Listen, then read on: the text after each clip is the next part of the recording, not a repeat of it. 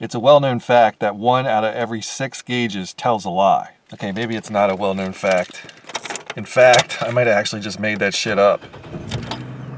What I'm not making up here is one of these gauges in the 2002 to 2009 Trailblazer, Envoy, Bravada, Ascender, Rainier, 97X, anything with the 4.2 i6 engine, one of these gauges lies to you. Which one do you think it is? It's that motherfucker right there, the oil pressure gauge. Let's try a little experiment. Let's unplug the oil pressure switch in this thing and just see what happens to the gauge. So for this test, I've got my scan tool out, I'm in the cluster, and I'm looking at monitored oil pressure and displayed oil pressure. All right, so you guys want some proof? Well, check this out.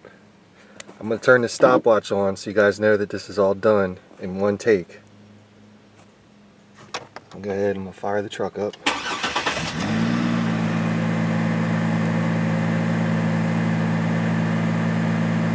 Right, fair enough, monitored oil pressure and displayed oil pressure.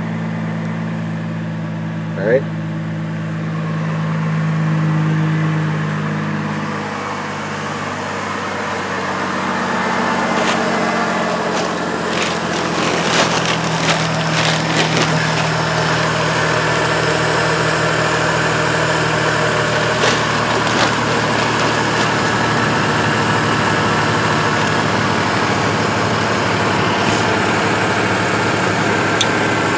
So our oil pressure switch is unplugged.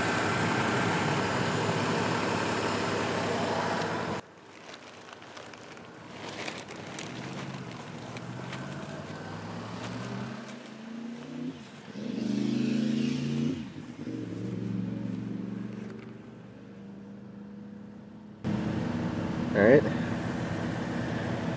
We're still reading 40.6 psi. Now if the oil pressure switch is unplugged, that's not possible. There's no way this thing can get this number with the oil pressure switch unplugged. Pan up to the cluster.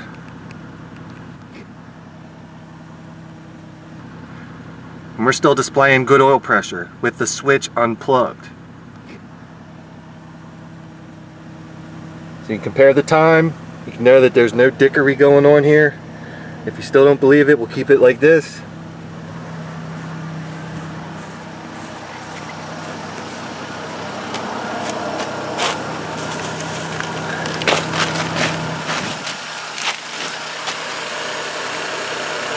There's our oil pressure switch still unplugged.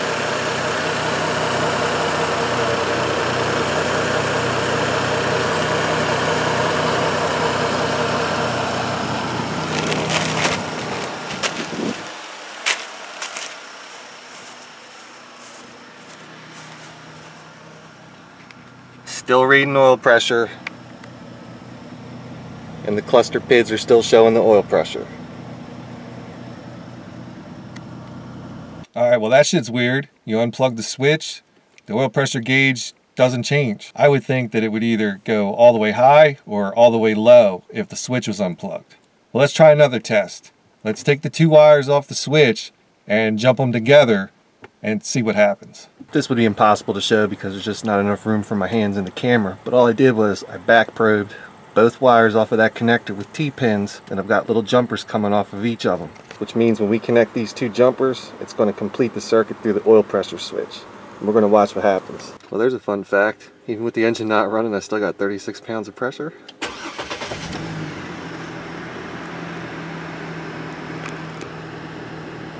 .6. Everything's cool on the gauge. Let's go jump these wires.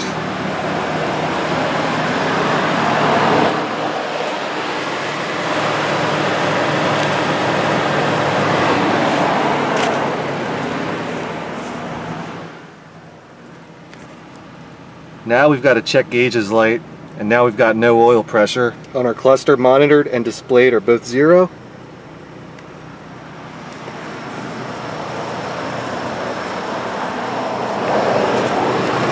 Let's just go ahead and undo him.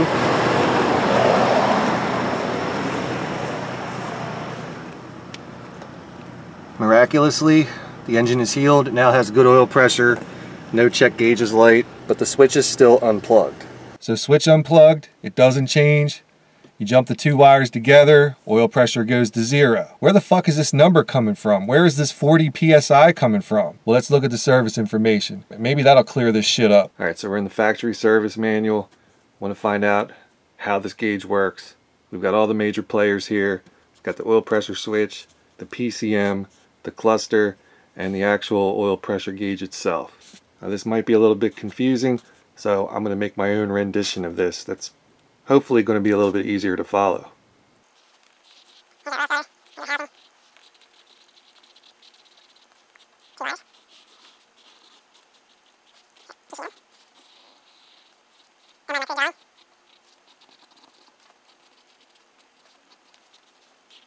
Voila! So the PCM sends a signal to the oil pressure switch. The oil pressure switch has a wire that goes back to the PCM. PCM sends a data message to the cluster. The cluster is a module. It's like its own mini computer. And the cluster is going to control the oil pressure gauge. One side of the oil pressure gauge is going to get a 12-volt signal, and the cluster is going to control the ground, which is what's going to make the gauge itself move. So now that we know the major players, let's see how all this shit works. With low oil pressure, the engine oil pressure switch closes and the circuit is low. With oil pressure above 4.5 psi, the engine oil pressure switch opens and the signal circuit is high. The PCM monitors the oil pressure switch signal circuit and sends a class 2 message to the instrument cluster indicating the switch status. So that's the only thing that the oil pressure switch is doing. It's either going to tell you you have above or below 4.5 psi. Where's the 40 coming from? Alright, scan tool data list. Okay, so monitored oil pressure is in data 1. 0 psi is a typical data value. But where's that come from? Monitored oil pressure. The scan tool displays 0 to 99 psi. The IPC monitored oil pressure as provided by the PCM through the class 2 serial data link. So the PCM is telling the cluster the monitored oil pressure, and that sends it to the cluster. If the switch can only monitor 4.5 pounds of pressure, then where's the PCM getting this 40.6 and sending it to the cluster?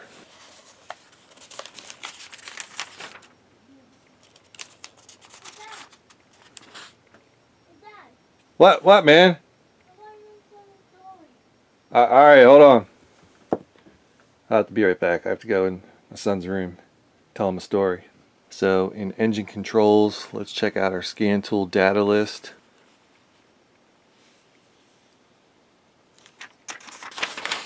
The only thing we have in engine controls as far as oil would be our engine oil level switch, engine oil life remaining, and engine oil pressure switch.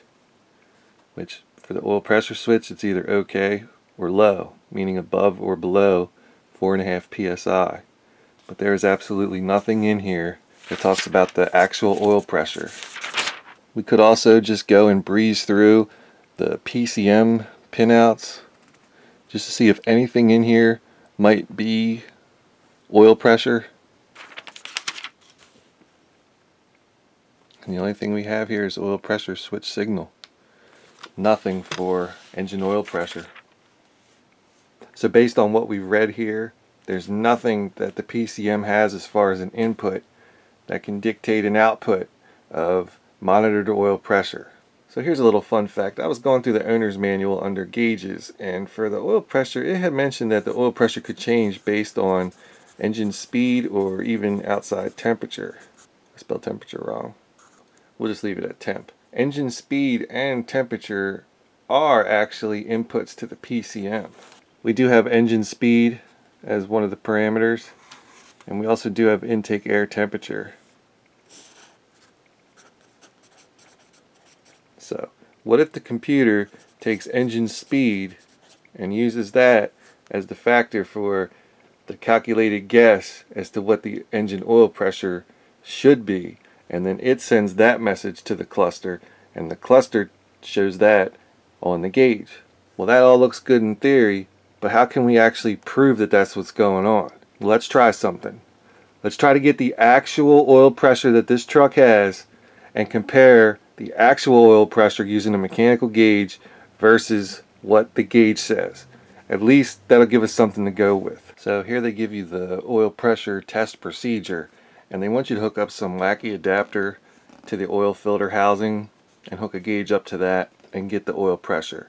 Well, fuck all that. We should just take out the oil pressure switch, put our super fancy oil pressure gauge there, get our reading there, and compare that to the gauge and just see if the gauge matches actual oil pressure. So let's try that shit. Alright, so on my 2003, here's the right front tire. I'm just going to swing over here. And right there is the oil pressure switch. Hey, fly, get the fuck out of here. It's right above the oil filter housing. Now that thing's been on there for almost 200,000 miles. I'm going to spray it down with some penetrating stuff and then I'll take it out. So to get that connector off, just politely pull back on the tab and wiggle her off. That's it. Now to get that oil pressure switch off, I've actually got a fancy oil pressure sensor socket. It's designed specifically for oil pressure sensors or switches.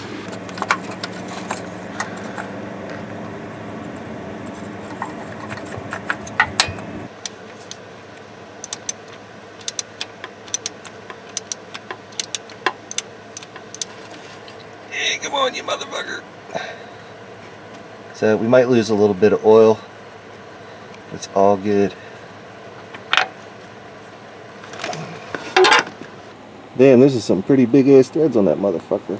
Maybe this is why there's a special tool for testing oil pressure, because even in my pretty good variety set here, I have nothing that'll work with these threads. So I'm gonna have to come back to actually do the pressure test. And I might even end up having to buy the special fucking tool.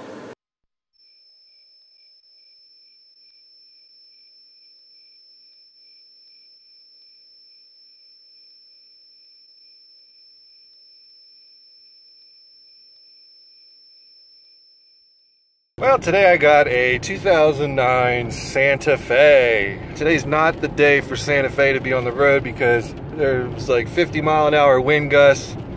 It kind of makes it hard to really evaluate this car. But we've got a job to do. We've got money to make. So the road test must go on. You ever know somebody that just cannot control their bodily functions in any fucking degree?